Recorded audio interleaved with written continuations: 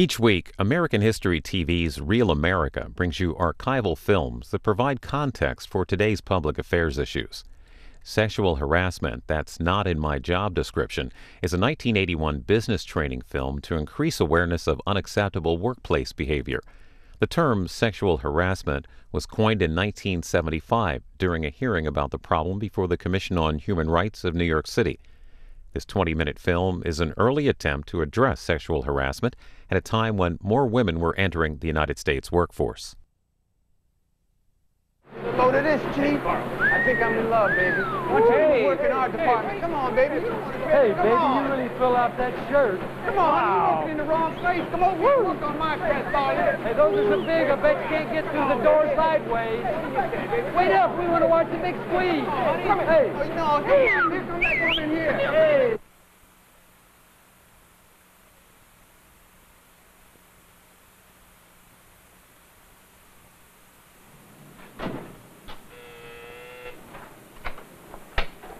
Yes? Jen, would you come in, please? I'd like to go over some details on the Kramer account. Yes, Mr. Smith.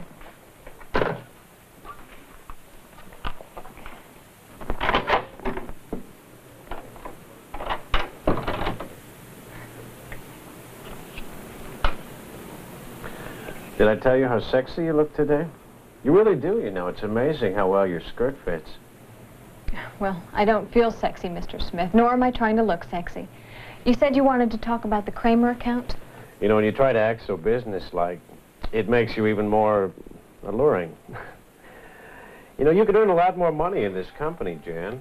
Why don't you do yourself a favor and join me for a nice, quiet little dinner tonight? We could discuss that raise you deserve. Well, if you think I deserve a raise, I'd rather talk about it now, not at dinner. Well, there are a lot of things I don't know about you, Jan. We could get to know each other a lot better away from the office. I'd like to discuss how your performance might improve if I gave you a raise. I don't see how my business skills would be more evident at dinner. Well, let me put it this way, Jan, and you think about it. If you don't want to discuss your future in this business at dinner, there may not be a future for you here at all. Sexual harassment in the workplace, a problem that's been with us a long, long time. At one time, harassment victims had no legal recourse with which to fight back. But a landmark decision was made when the U.S. Supreme Court ruled that sexual harassment is a violation of an individual's civil rights. Since then, many cases have been often documented. Harassment may appear to be simply annoying to the victim, but what is really happening is a personal sense of inadequacy and an overall loss of productivity and a decrease in morale. Other situations take on more serious consequences. For instance, when the harasser wields his or her power and demands sexual favors in exchange for promotions and job security. Consider Jan, whom you just saw. If she refuses to play Smith's game, she can probably forget about the raise she deserves. But in all cases, the offender's conduct is unwelcome. The harasser is essentially forcing the victim to make a choice between professional well-being and sexual integrity.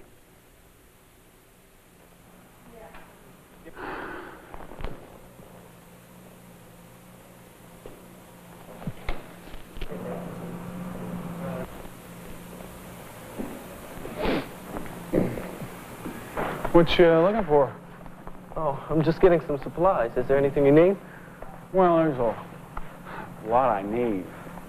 But what do you want? Well, come on down off that ladder and I'll show you. We'll have a good time. Like hell we will. Get lost. Yeah?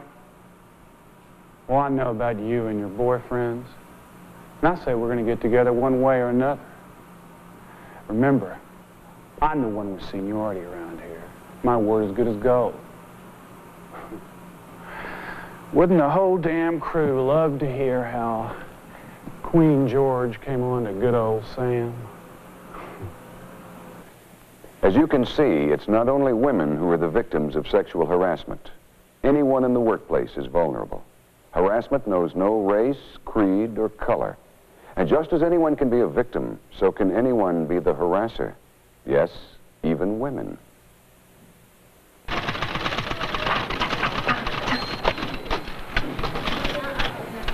How do you like my new outfit? I sure hope Jerry Burns notices. Patty, Jerry is a happily married man with 2 kids. So? Maybe he likes to fool around. It looks like he's just dying for some action. Patty, really? You sound like a cheap novel. Shh, quiet, here he comes. Hi, Jerry. Oh, hi, Patty. My, don't we look handsome today? Oh, thanks. Oh, Jerry, I was just working on these reports, and I wanted your opinion. Do you think these figures should go vertical or horizontal? I know I always prefer horizontal myself. Patty, I think you can use your own judgment on that. It's not important to me. Oh, but you're so important. And I want to do it your way. Women are as capable of sexual harassment as men, and all too often women will play the power game against other women.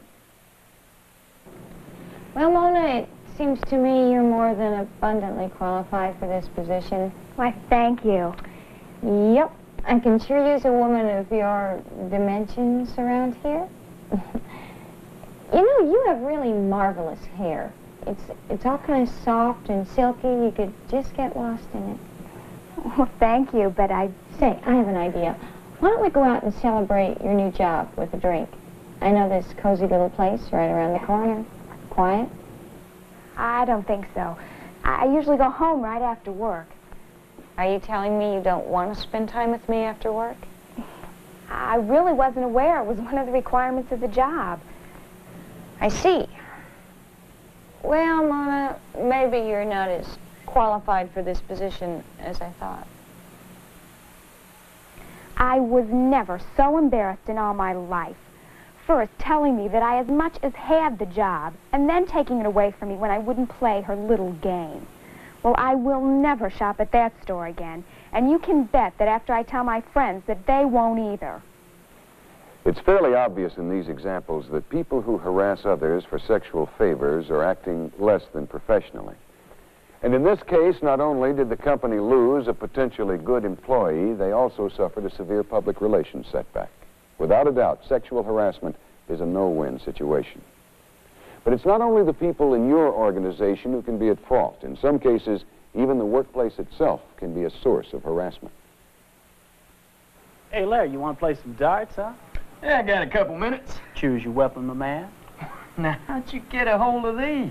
There's been a waiting list up ever since the new target went up. I got connections, you know. I can rise to any occasion. All right. Okay. Hey, come on. You're going to stand there all day? You're going to play some darts, huh? All right. I'm just getting a little inspiration, huh? Right. Okay. Yeah, that's what I call being on target. Yeah, right. That's it. I've seen enough. I don't care if over half the company is in on this. I'm tired of having my lunch ruined day after day by Miss June, Miss July, Miss August. I've had it. Betty, settle down. It's no big deal. And it makes no difference who or what is doing the harassing. The key to all these situations is that the sexual conduct displayed by one is unwelcomed by the other. And because the same behavior can be interpreted differently by different people, it's up to each one of you to take responsibility for how others interact with you. You even have the right to be protected from harassment by non-employees. Yeah, I know. It's a drag. Listen, I think someone's coming. I gotta go. Okay? Talk to you later. Hi, doll. Good morning, Mr. Lockhart. You certainly are looking as dashing as ever. Your sugar daddy must be awfully good to you these days. What did you have to do to get that outfit? Don't be silly. You know you're the only one for me. Mr. Henderson's expecting you. Go right on in. Remember, sweetie, we still have a date for lunch coming up soon. Your place or mine.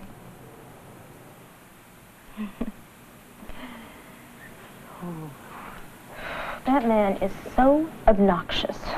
Well, if he's so obnoxious, why do you come on to him like that?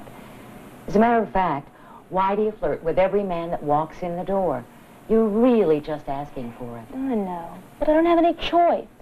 Mr. Henderson thinks this is what makes a good receptionist. I'm just about to the point where I can't take it anymore. It'd be nice to be treated with respect for a change. The competitive environment of the modern-day business world is a breeding ground for sexual harassment. It's obvious that Barbie is in a difficult situation with this overbearing salesman. But matters can get even worse when the harasser is an important customer whose power lies in the economic influence he holds with your company. Great. I'll write up the order right now. I'll need to ask you a couple of questions. You're very thorough. Have I ever told you I like that in a man? Yes, several times. Now, when will you need this? I always need it. But for this, a week from today will do. Fine. Where would you like it shipped? How about my place? I could meet you there tonight, about 7. Perhaps some of these dramatizations may strike you as just harmless fun. Maybe you even said some of these things yourself, thinking they were perfectly innocent. And maybe they were. But that's one of the problems with sexual harassment, the difficulty in defining it. Generally, you can use 2 tests. First, ask yourself how you'd feel if your behavior were reported in a newspaper or described to your family, and be honest. However, because people have different backgrounds, personalities, and lifestyles, behavior that you don't consider improper may be considered improper by others. That's the reason for the next test. Now, ask yourself if your behavior is welcome. If you find that people don't welcome your actions, even though you may be showing genuine affection, you must not attempt to force them. Unwelcome is the key to determining the fine line between harassment and a simple gesture of affection. Of course, there's some degree of responsibility for both parties involved. Hey, Pete, what's that new gal that works down the lunchroom? Oh, Anne Marie. Yeah. Yeah. She's nice looking. Well, what do we have here? Looks like a damsel in distress. Well, lucky for you, your knight in shining armor is here to the rescue. Here, Pete, hold these boxes for a while, will you? Well, now that the formalities are out of the way, what do you say you get a friend and the 4 of us can go out for a night on the town? No, thanks, Jim. Count me out. Count me out, too. Oh, come on, Foxy. We can make beautiful music together. You're way off key, buddy.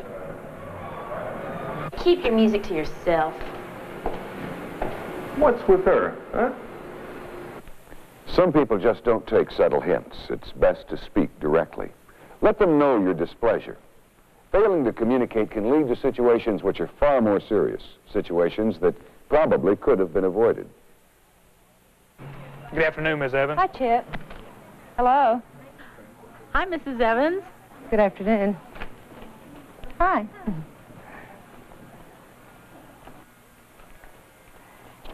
Jimmy, where have you been hiding yourself?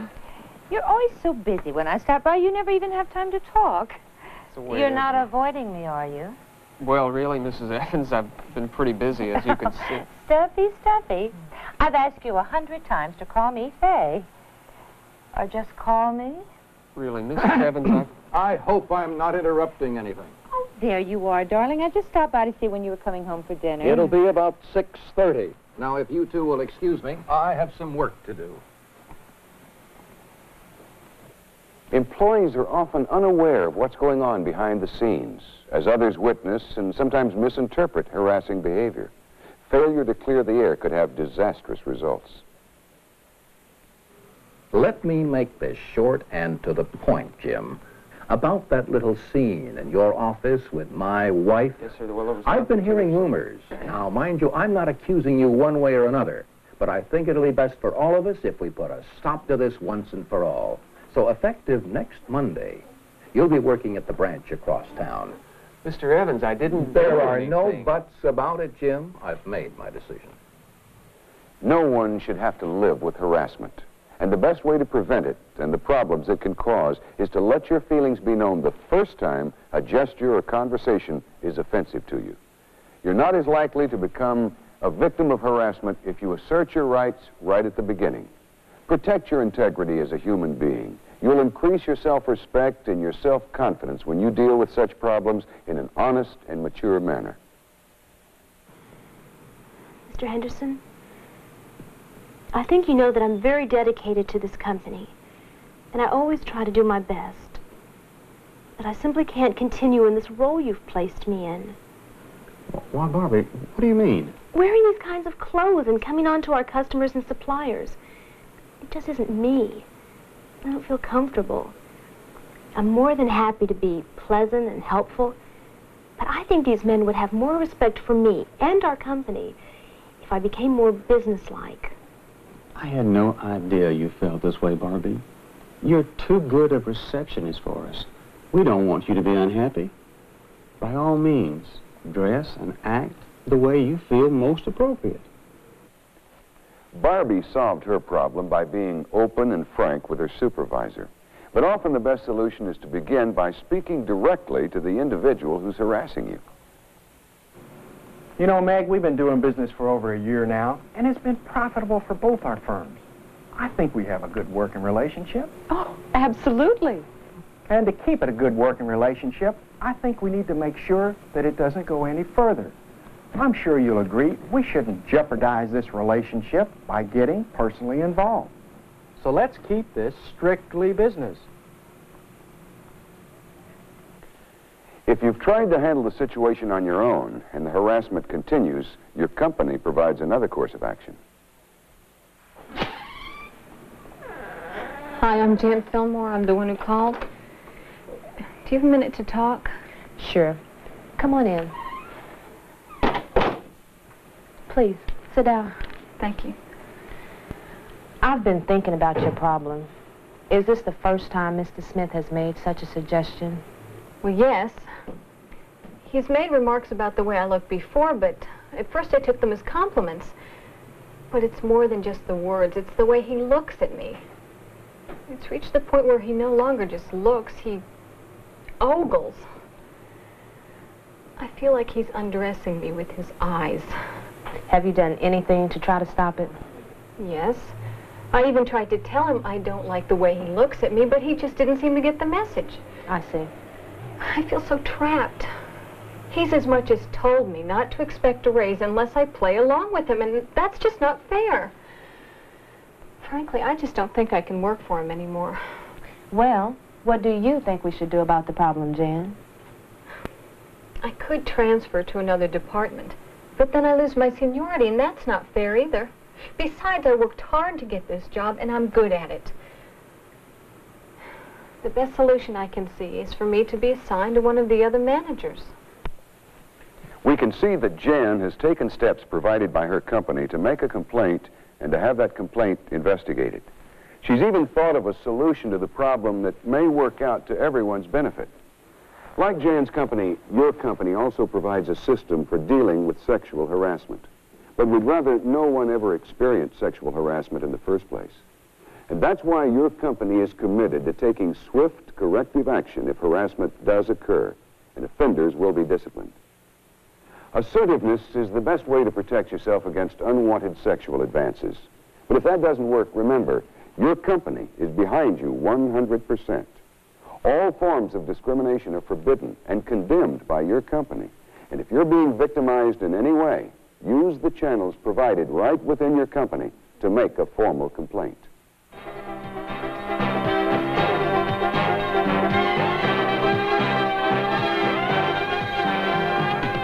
Do your part to keep sexual harassment from occurring on the job, because sexual harassment is one thing that's not in your job description.